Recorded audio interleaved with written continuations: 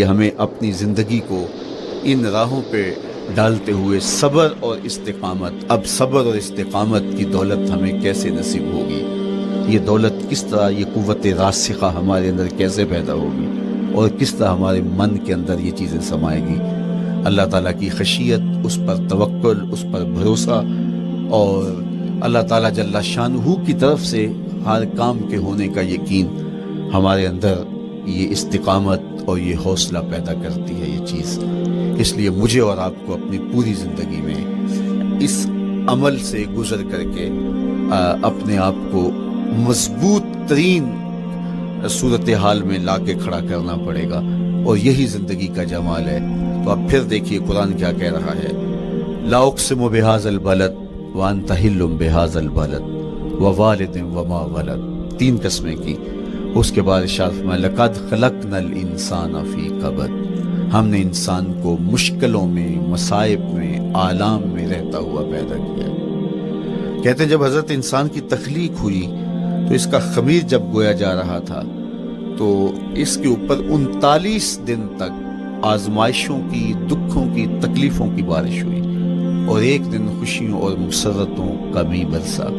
تو انسان کی زندگی کے اندر حالات سے ٹکرانا اور دکھوں کو سہنا اور دکھوں سے مقابلہ کرنا یہ سیکھنا پڑے گا، اور جب انسان اس کو عملی طور پر سیکھ جائے گا تو پھر زندگی کا جمال اور زندگی کا حسن نصیب ہوگا۔ دوسری بات، ہمیں اپنی زندگی میں 7 چیزوں کو اپنا اصول بنا لینا چاہیے، اور یہ 7 چیزیں وہ ہیں جو ہماری زندگی کو ایک خوبصورت سانچے میں ڈھال کر کے ہمیں ایک پاکیزہ اور ستھرا انسان بنا دیتی ہیں۔ پہلی چیز، التمسک بکتاب اللہ، اللہ کی کتاب سے جڑ جانا، وابستہ ہو جانا۔ جب ہم کتاب اللہ سے وابستہ ہو جائیں تو پھر ہمارے باطن کی اور نفس کی تربیت ہوتی ہے، اور پھر ہم وہ مطلوب انسان بنتے ہیں جو ہمارا رب ہم سے تقاضا کرتا ہے۔ تو اس لیے ہمیں اپنی زندگی میں اس چیز کو لازم کر لینا چاہیے کہ ہمارا کوئی بھی دن قرآن مجید کی تلاوت کے بغیر نہ گزرے۔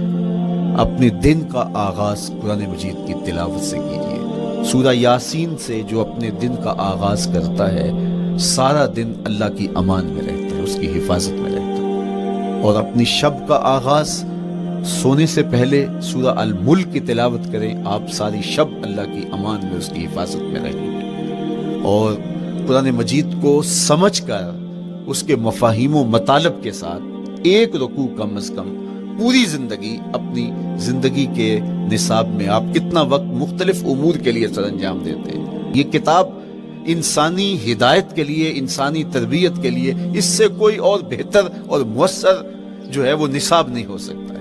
انسان سازی کا بہترین ذریعہ ہے یہ کتاب، اور اس کتاب کے ذریعے سے جو ہے وہ انسان پستیوں سے اٹھ کے بلندیوں تک جا پہنچتا ہے۔ اقبال نے تو کہا کہ گر تمی خواہی مسلمان زیستن، نیست ممکن جز بقرآن زیستن، اگر تو مسلمان بن کے جینا چاہتا ہے تو قرآن کے بغیر ایک قدم بھی نہیں چل سکتا۔ تو آگے چل کے اسی نظم میں کہا کہ فاش می گوئم آنکھ در دل مزمرست، این کتاب نیست چیزیں دیگرست، اگر میں کھل کے بیان کر دوں جو میرے سینے میں چھپا ہے تو میں تجھے بتا دوں کھل کے یہ کتاب نہیں، یہ کوئی اور ہی شے ہے۔ کن لوگوں کو کہاں سے اٹھایا اور یہ کتاب کہاں تک لے گئی، جو باہمی جنگ و جدل میں الجھے ہوئے تھے اور حرف شناس بھی نہیں تھے، جو سواد آشنا بھی نہیں تھے، پھر انہوں نے جو ہے وہ روما کی سلطنت بھی الٹ کے رکھ دی۔ یہ کرشمہ تھا اس کتاب کا جس نے زندگی کا جمال ان کی روحوں کے اندر پیدا کر دیا۔ تو میں اور آپ اپنی زندگی میں قرآن مجید سے کبھی بھی دور نہ ہوں، روزانہ کی بنیاد پہ آپ تلاوت کلام مجید اپنی زندگی میں شامل رکھیں۔ انشاءاللہ اس کے اجالے دنیا میں اور آخرت میں آپ اپنی آنکھوں سے مشاہدہ کریں گے۔ حضرت امام احمد بن حنبل فرماتے ہیں میں نے رب سے کہا کہ مجھے اپنا قرب عطا کر، آواز آئی میرا قرب چاہتے ہو تو قرآن پڑھا کر۔ یہ رب کی قربت کی بھی ضمانت ہے اور ضبط نفس اور باطن کی تربیت کا بھی ذریعہ ہے۔ اچھا، دوسری بات، والاقتداء بسنت رسول اللہ صلی اللہ علیہ وآلہ وسلم، ہمارے لیے بہترین نمونہ ہمارے حضور علیہ الصلوۃ والسلام کی زندگی ہے، حضور کے دیا ہوا نظام حیات ہے جس پر حضور نے خود عمل کر کے دکھایا۔ میرا عشق رسول، میری محبت رسول اس بات کا تقاضا کرتی ہے کہ میں ان کے طریقہ حیات کے مطابق اپنی زندگی گزاروں۔ اسلام دعوے کی بات نہیں کرتا، دلیل ہم سے مانگتا ہے۔ آج میں کہتا ہوں میں عاشق رسول ہوں، اور اتنا بڑا عاشق رسول ہوں کہ میرے جیسا زمانے میں دوسرا کوئی نہیں۔ میرے جذبات ایسے دکھائی دیتے ہیں، آسمان کو چیر دوں گا اور زمین کو پھاڑ دوں گا، لیکن ہمسایوں کے ساتھ میرا سلوک بتاتا ہے کہ میں عاشق رسول نہیں ہوں۔ دوستوں کے ساتھ میرا رویہ بتاتا ہے کہ میں عاشق رسول نہیں ہوں۔ میں کسی سے وعدہ کرتا ہوں اور پھر اس پہ پورا نہیں اتر پاتا، تو صاحب پھر آپ عاشق رسول نہیں ہیں، آپ کچھ اور ہیں۔ عشق رسول تو یہ ہے کہ میرے محبوب علیہ السلام نے کسی سے عہد کیا ہے کہ تمہارے آنے تک میں یہاں کھڑا ہوں، اور وہ جا کے بھول جاتا ہے، اور میرے حضور 3 دن وہاں منتظر رہتے۔ وہ اچانک گزرا اور دیکھا تو حضور علیہ السلام کھڑے ہیں، تو خود پریشان ہوا۔ صرف اتنی بات اسے کہی، صاحب تو نے مجھے مشکل میں ڈال دیا، تو نے مجھے مشقت میں ڈال دیا۔ عہد کیا ہے تو پھر اس کی پاسداری نبھا کے دکھائی۔ اللہ اکبر!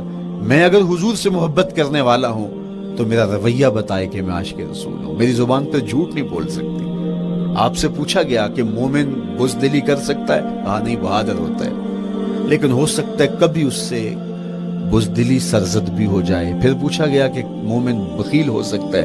کہا نہیں، سخی ہوتا ہے، لیکن ہو سکتا ہے کبھی اس سے بخل بھی سرزد ہو جائے۔ پھر تیسرا سوال حضور سے کیا گیا، مومن جھوٹا ہو سکتا ہے؟ فرمایا جھوٹا نہیں ہو سکتا، یہ پکی بات ہے کہ مومن جھوٹ نہیں بول سکتا۔ میں اور آپ اپنے رویوں میں دیکھیں کہ ہم کھڑے کہاں ہیں۔ آج ہم ان جگہوں پہ بھی جھوٹ بولتے ہیں جہاں جھوٹ بولنا ہماری مجبوری بھی نہیں ہوتی، چونکہ یہ ہماری فطرت ثانیہ اور عادت بن چکا ہے، اور ہم اس کو برا ہی نہیں سمجھتے۔ جبکہ جھوٹ جب کوئی شخص بولتا ہے، حدیث پاک میں آتا ہے اس کے منہ سے بدبو نکلتی ہے، رحمت کے فرشتے 1 میل دور ہٹ جاتے ہیں اس سے۔ اور سویر سے شام تک جب ہمارے معمولات یہ ہوں تو پھر ہم کہاں کھڑے ہیں اور رحمت کے فرشتے کہاں کھڑے ہیں؟ تو حضور علیہ السلام کی سنت کا اتباع حضور کی محبت کی دلیل ہوگی۔ امام قرطبی نے لکھا ہے، اللہ کی محبت کا کوئی دعویٰ کرے تو کیا دلیل ہوگی کہ یہ واقعی محب الہی ہے؟ تو کہا اللہ سے محبت کا دعویٰ کرنے والے کے لیے دلیل یہ ہے کہ وہ قرآن سے پیار کرے۔ قرآن سے پیار اور قرآن سے محبت کی دلیل یہ ہے کہ حضور کا پیار سینے میں رکھے۔ حضور سے محبت کی دلیل یہ ہے کہ سنت رسول سے پیار کرنے والا ہو، اور سنت رسول سے پیار کرنے کی دلیل یہ ہے کہ بدعات سے اجتناب کرنے والا ہو۔ ہر وہ طریقہ جو میرے حضور نے نہیں دیا اس کو اختیار نہ کرے، اس طریقے کو اختیار کرے جو حضور علیہ السلام کا عطا کرتا ہے۔ تیسری بات، اکل الحلال۔ یہ وہ بنیادی اصول ہے جو ہماری زندگیوں میں اتر جانے چاہیے، اور ہم ایک صالح اور خوبصورت انسان بن کے اس معاشرے کا حصہ بن سکتے ہیں۔ عقل حلال زندگی میں شامل ہو تو زندگی کو جمال نصیب ہوتا ہے، اور باطن اور ظاہر کو طمانینت نصیب ہوتی ہے۔ اگر رزق پاک نہیں ہے تو آپ کعبے بھی جائیں تو وہاں بھی آپ محروم پلٹیں گے۔ میرے حضور علیہ السلام نے فرمایا، ایک بندہ لمبا سفر کر کے گیا، اشعث اغبر کے لفظ ہیں، اس کے بال بکھرے ہوئے ہیں، سفر کی گرد پڑی ہوئی ہے، اور لباس بھی پھٹا ہوا ہے، شکستہ حالت، پراگندہ صورت، اور کھڑا ہے کعبۃ اللہ کے سامنے، یمد یدیہ، دونوں ہاتھ لمبے کر کر کے دعا مانگ رہا ہے، اور کیا کہتا ہے؟ اے اللہ ومطعمہ حرام ومشربہ حرام وملبسہ حرام وغذی بالحرام۔ فرمایا اس کا کھانا حرام کا ہے، اس کا پینا حرام کا ہے، اس نے جو لباس پہنا ہے وہ حرام کا ہے۔ میرے حضور فرماتے ہیں، بتاؤ اس کی دعا کیسے قبول ہوگی؟ اب لمبا سفر کاٹ کے حرم کعبہ میں پہنچے، غلاف کو پکڑ پکڑ کے دعائیں کر رہا ہے، لمبے لمبے ہاتھ کر کے دعائیں مانگ رہا ہے، ملتزم سے لپٹا ہوا ہے، حتیم میں سجدہ ریز ہو کے رو رو کے دعائیں مانگ رہا ہے، لیکن دعا قبول نہیں ہوتی۔ کیوں؟ اس لیے کہ اس کے پیٹ میں لقمہ حرام کا ہے، اس کے بدن پہ لباس حرام کا ہے۔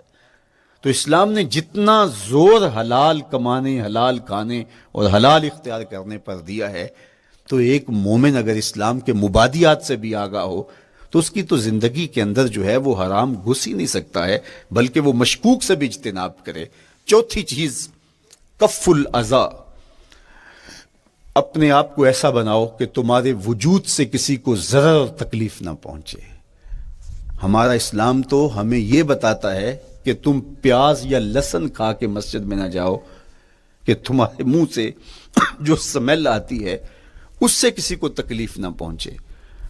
تو یہ اسلام کی دی ہوئی تعلیمات ہیں کہ مسجد میں بھی جانا ہے تو اپنے آپ کو دیکھو کہ تمہاری حالت کیا ہے, تمہاری وجہ سے کسی کو تکلیف نہ پہنچے, تمہارے رویے اتنے خوبصورت ہوں, تمہارے ہمسائے بتائیں کہ یہ واقعی مسلمان ہے. مسلمان کی تعریف کی گئی, المسلم من سلم المسلمون من لسانہ و یدہ. مسلمان کون ہے؟